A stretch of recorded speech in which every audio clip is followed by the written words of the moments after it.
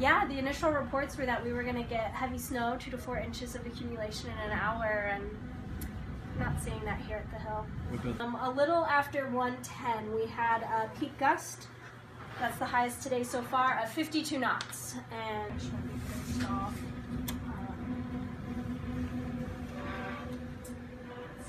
in the instance where like the minimum thermometer had an air bubble, it took us a couple days to, and that's an instance where we decided